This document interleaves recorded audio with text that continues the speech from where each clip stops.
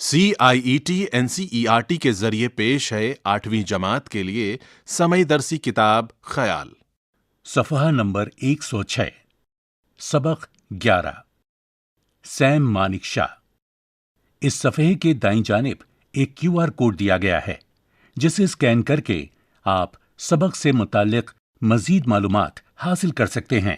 Same Manek شاہ کا شمار ہمارے ملک کے ممتاز فوجی افسروں میں ہوتا ہے۔ انہوں نے وطن کی آزادی کے فوراً بعد نہایت سخت حالات میں دشمن ملکوں کی جارحیت کا مقابلہ کیا، ملک کے دفاع کا حق ادا کیا اور سرحدوں کو محفوظ و مستحکم بنایا۔ ان کی قربانیاں ناقابل فراموش ہیں۔ سیم مانک شاہ کا پورا نام سیم ہارموز جی فریم جی جمشید جی مانک شاہ تھا۔ ان کی پیدائش 3 اپریل 1914 کو امرتسر، پنجاب میں ہوئی۔ ان کے والد ہارموز جی مانک شاہ پیشے سے ڈاکٹر تھے۔ والدہ ہیرا بائی ایک معزز خاندان سے تعلق رکھتی تھیں۔ سیم مانک شاہ کا خاندان تعلیم، نظم و ضبط اور یکجہتی کے اقدار پر کاربند ہونے کے باعث عزت و احترام کی نظر سے دیکھا جاتا تھا۔ سیم مانک شاہ کا تعلیمی سفر شیر ووڈ کالج نینی تال سے شروع ہوا۔ یہ ادارہ تعلیم و تربیت کے ساتھ ساتھ اخلاق اور کردار سازی پر خصوصی توجہ دیتا تھا۔ یہیں سے سیم مانک شاہ کی صلاحیتوں میں نکھار اور شخصیت میں نظم و ضبط پیدا ہونا شروع ہوا۔ اسکولی تعلیم مکمل ہونے کے بعد سیم مانک شاہ نے Indian military academy IMA Dehradun میں داخلہ لینے کا فیصلہ کیا۔ یہ فیصلہ ان کی زندگی اور مستقبل کی راہوں کو روشن کرنے میں مددگار ثابت ہوا۔ انڈین ملٹری اکیڈمی نے ان کی جسمانی طاقت، دماغی صلاحیت اور قیادت کو فروغ دیا۔ صفحے پر بائیں جانب سیم مانک شاہ کی تصویر دی گئی ہے۔ صفحہ نمبر 107۔ 1934 میں سیم مانک شاہ کو برطانوی بھارتی فوج میں کمیشن ملا۔ یہاں سے ان کے فوجی کیریئر کا آغاز ہوا اور وہ ترقی کی راہوں پر آگے بڑھتے گئے۔ سیم مانک شاہ کی فوجی خدمات 4 دہائیوں پر مشتمل ہے۔ اس دوران انہوں نے اپنی صلاحیتوں کا بھرپور مظاہرہ کیا۔ جنگی حکمت عملی ہو یا جرات مندانہ قیادت، انہوں نے ہر میدان میں انمٹ نقوش چھوڑے ہیں۔ دوسری جنگ عظیم کے دوران انہوں نے عراق، جاپان اور برما میں اہم خدمات انجام دیں۔ اتحادی فوجیوں اور جاپان کے درمیان برما میں خون ریز جنگ کے دوران مانک شاہ کیپٹن تھے۔ ان کی کمپنی کو فتح حاصل ہوئی، لیکن وہ خود ایک جاپانی فوجی کی مشین گن سے بری طرح زخمی ہو گئے۔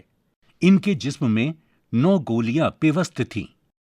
سیم مانک شاہ کا اردلی شیر سنگھ انہیں اپنی پیٹھ پر لاد کر طبی امدادی پوسٹ پہنچا۔ وہ پوسٹ زخمیوں سے بھرا ہوا تھا۔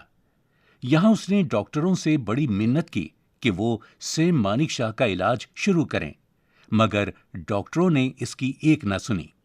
ڈاکٹروں کے اس طرز عمل سے عاجز آ کر شیر سنگھ نے اپنی بندوق تان کر کہا کہ جاپانیوں سے لڑنے کے باوجود ہم اپنے صاحب کو میلوں سے لاد کر لائے ہیں۔ اب ہم انہیں مرتے ہوئے نہیں دیکھ سکتے۔ آپ ان کا علاج کریں ورنہ مجھے آپ پر گولی چلانی پڑے گی۔ بالآخر سیم کا علاج شروع ہوا۔ سرجری کے بعد سیم مانک شاہ صحت یاب ہونے کے لیے پیگو کے فوجی اسپتال میں داخل کیے گئے۔ سرجری کے بعد سیم مانک شاہ صحت یاب ہونے کے لیے پیگو کے فوجی اسپتال میں داخل کیے گئے۔ تبھی وہاں ہوائی بمباری شروع ہو گئی۔ جاپانیوں کے ہاتھ آنے سے پہلے آخری کشتی میں دوسرے مریضوں کے ساتھ ان کو بھی وہاں سے بحفاظت نکال کر پہلے رنگون اور پھر ہندوستان بھیج دیا گیا۔ سیم مانک شاہ زندگی بھر اپنے اردلی شیر سنگھ کے احسان مند رہے۔ اس خطرناک مقابلے کو یاد کرتے ہوئے وہ مزاحیہ لہجے میں کہتے تھے، میرا پیٹ تو لوہے کا بنا ہے جس میں جاپانیوں کی گولیاں بھی داخل نہ ہو پائیں۔ اس صفحے کے بائیں جانب ایک تصویر دی گئی ہے جس میں مانک شاہ اپنے ساتھی فوجیوں کو کچھ دکھا رہے ہیں۔ صفحہ نمبر 108۔ شجاعت اور بہادری کے لیے سیم مانک شاہ کو بے شمار انعامات و اعزازات سے نوازا گیا، جن میں وہ اہم ملٹری اعزاز ملٹری کراس بھی شامل ہے، جو کہ بطور فوجی ان کی ناقابل تسخیر صلاحیتوں کے اعتراف میں انہیں دیا گیا تھا۔ 1947 میں ہندوستان کی آزادی کے بعد سیم مانک شاہ نے ہندوستانی فوج میں خدمات جاری رکھنے کا فیصلہ کیا، جہاں ان کی انفرادی کارکردگی اور قائدانہ صلاحیت سے ان کو عروج حاصل ہوا۔ انہوں نے مختلف ریجیمنٹ اور اکائیوں کی کمان سنبھالی اور اپنے فوجی ساتھیوں اور افسران کی نظروں میں اعتماد اور عزت و وقار حاصل کیا۔ وہ نہ صرف ایک عظیم فوجی جنرل بلکہ ایک دلکش شخصیت کے بھی مالک تھے۔ سیم مانک شاہ کی فوجی قیادت میں وطن عزیز نے کئی اہم فتوحات حاصل کیں۔ مختلف اہم عہدوں پر اپنے فرائض انجام دیتے ہوئے 1969 میں انہیں chief of army staff COAS بنایا گیا، جو ہندوستانی فوج کا اعلیٰ ترین عہدہ ہے۔ انہوں نے منظم حکمت عملی سے وطن عزیز کی سرحدوں کا تحفظ کیا، جس کے سبب انہیں فیلڈ مارشل کے عہدے پر سرفراز کیا گیا۔ اس صفحے پر نیچے ایک تصویر دی گئی ہے جس میں صدر ہندوستان سیم مانک شاہ کو ایک اعزاز سے نواز رہے ہیں۔ صفحہ نمبر 109۔ سیم مانک شاہ نے فوج کی ملازمت کے دوران ہندوستان اور پاکستان کے درمیان کئی جنگیں لڑیں۔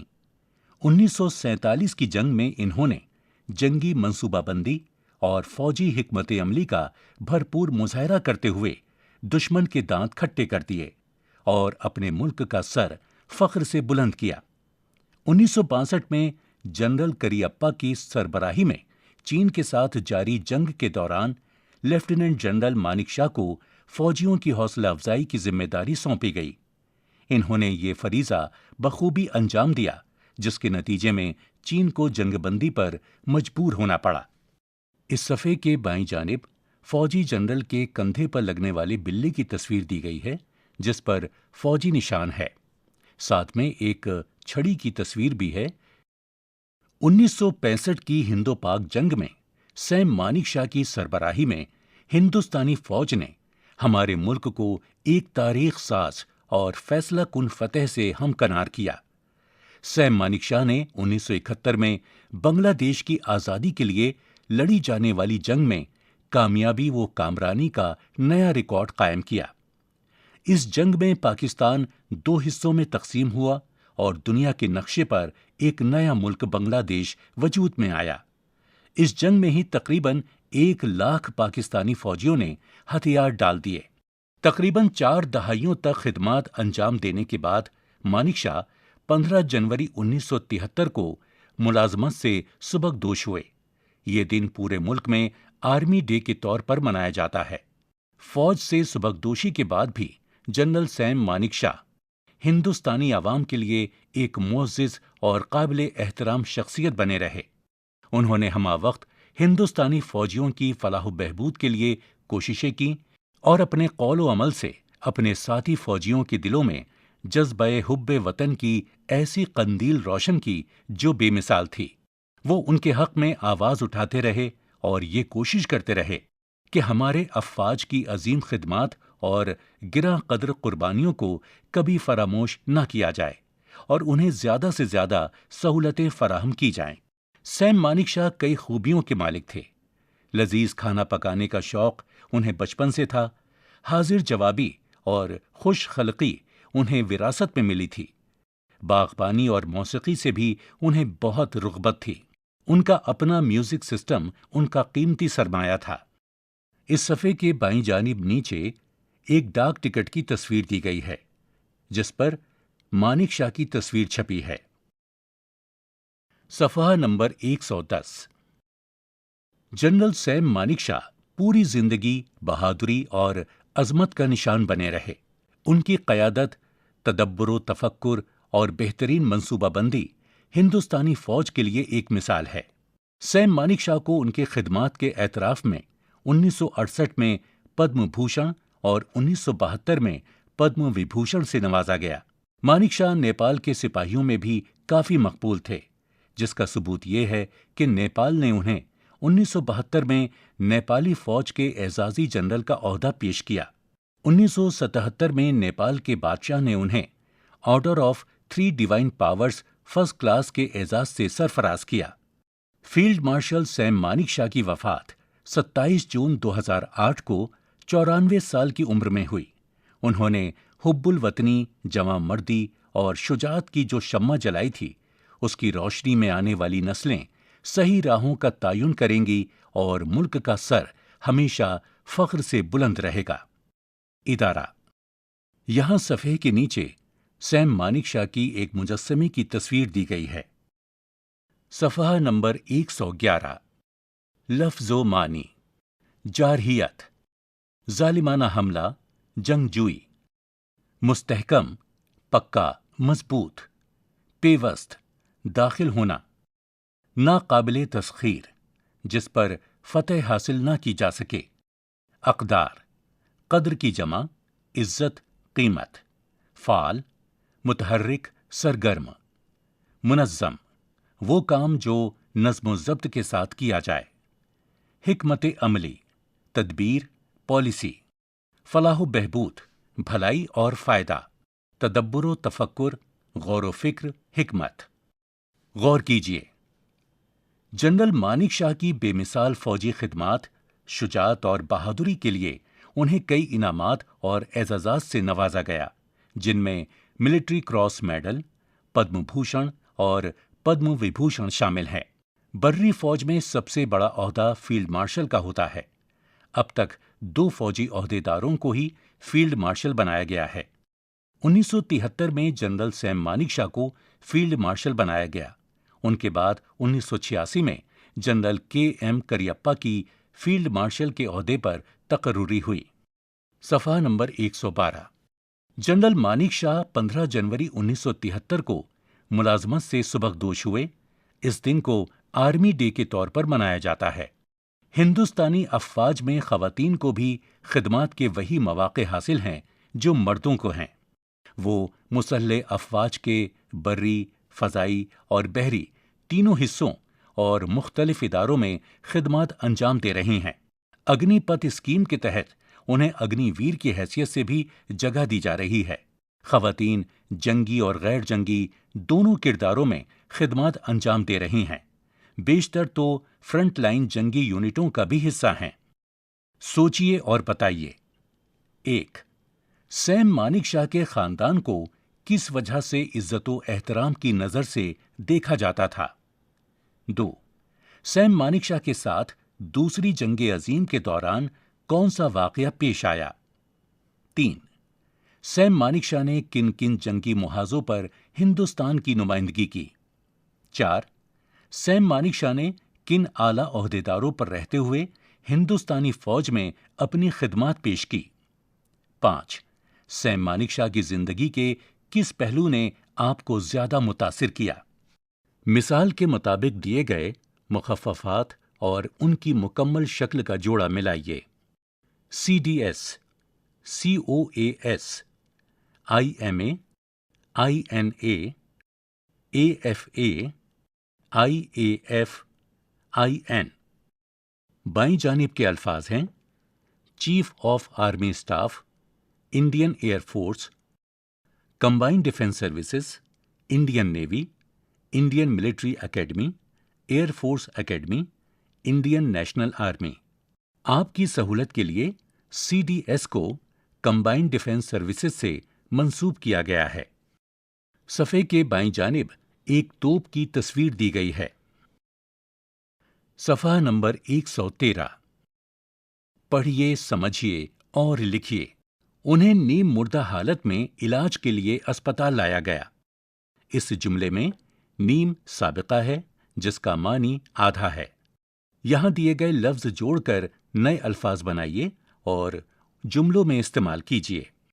یہاں نیچے ایک دائرے میں نیم لفظ لکھا ہوا ہے اور اس کے آگے بائیں جانب 5 اور دائرے ہیں جن میں آپ کو دوسرے الفاظ لکھنے ہیں، اور ان کے آگے خالی جگہ دی گئی ہیں جہاں آپ کو ان لفظوں کا استعمال کر کے نئے جملے تشکیل دینے ہیں۔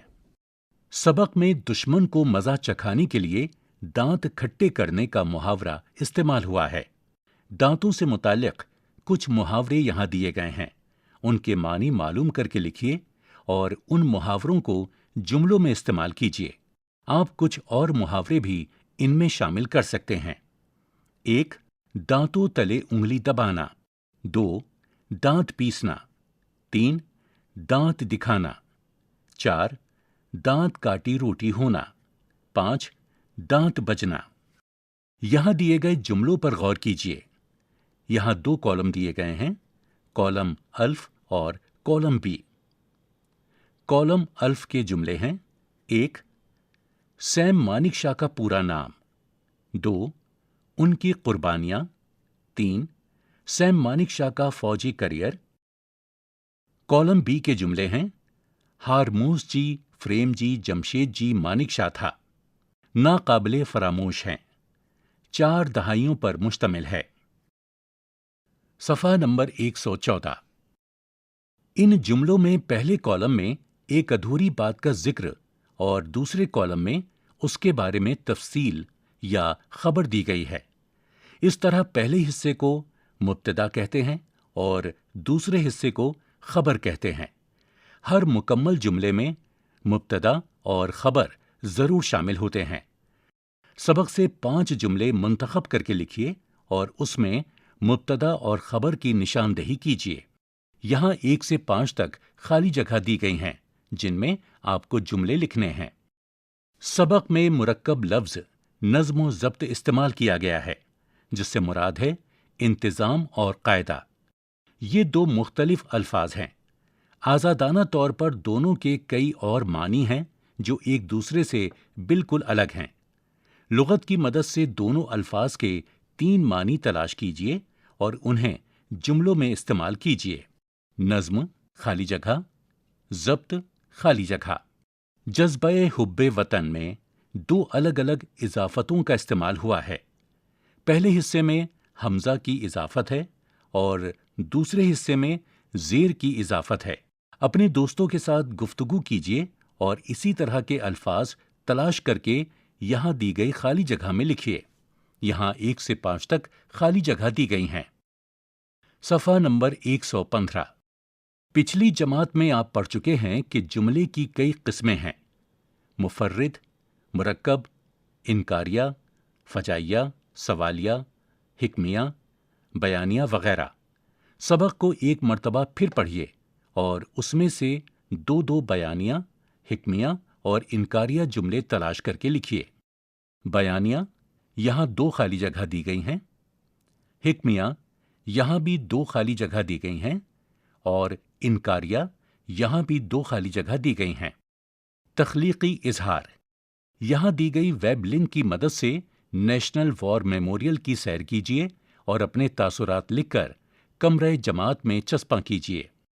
https://www.mygov.in/campaigns/national-war-memorial/ अमली काम, यहां दिए गए वेब लिंक की मदद से मानिकशॉ और उनके साथियों के कारनामों पर दूरदर्शन की डॉक्यूमेंट्री 71 की कहानी को देखिए और अपने तासुरात कॉपी में लिखिए।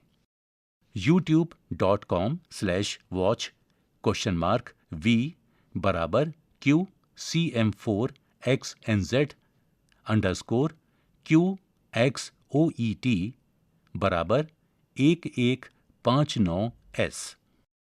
यहां दिए गए वेब लिंक की मदद से हिंदुस्तानी अफवाज में मुलाजमत के मुख्तलिफ मौक़े के बारे में मालूम कीजिए और अहम निकात को अपनी नोटबुक में लिखिए।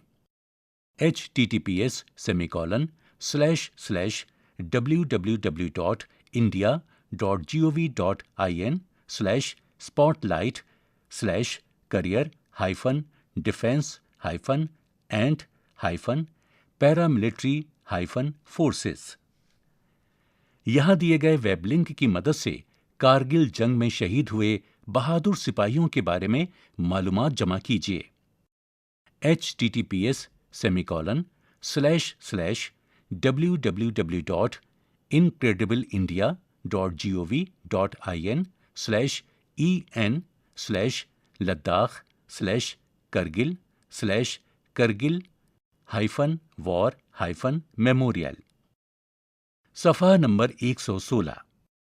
ये भी जानिए 26 जनवरी 1950 को हुकूमत हिंद की जानिब से 3 बहादुरी अवार्ड, गैलेंट्री अवार्ड्स यानी परमवीर चक्र, महावीर चक्र और वीर चक्र कायम किए गए थे। 1952 में मजीद 3 अवार्ड, अशोक चक्र क्लास 1, अशोक चक्र क्लास 2, अशोक चक्र क्लास 3 शुरू किए गए। जनवरी 1967 में इनका नाम बदलकर बिलतरतीब अशोक चक्र, कीर्ति चक्र और शौर्य चक्र रखा गया। इस तरह बहादुरी के लिए दिए जाने वाले अवार्ड की तादाद 6 हो गई है। इनके नाम बिलतरतीब परमवीर चक्र, अशोक चक्र, महावीर चक्र, कीर्ति चक्र, वीर चक्र और शौर्य चक्र हैं। यहाँ नीचे इन 6 अवार्ड्स की तस्वीरें दी गई हैं। दाएं से बाएं जानिब परमवीर चक्र, महावीर चक्र, वीर चक्र, अशोक चक्र, कीर्ति चक्र, शौर्य चक्र।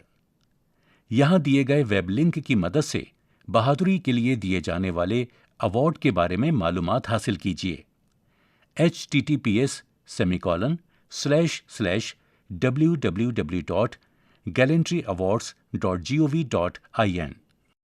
इसी के साथ ये सबक मुकम्मल होता है। अभी आप सुन रहे थे 8वीं जमात के लिए समयदर्शी किताब ख्याल।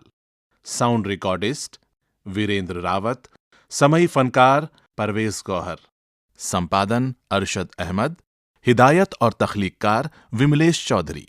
यह किताब CIET NCERT नई दिल्ली भारत के जरिए पेश की गई।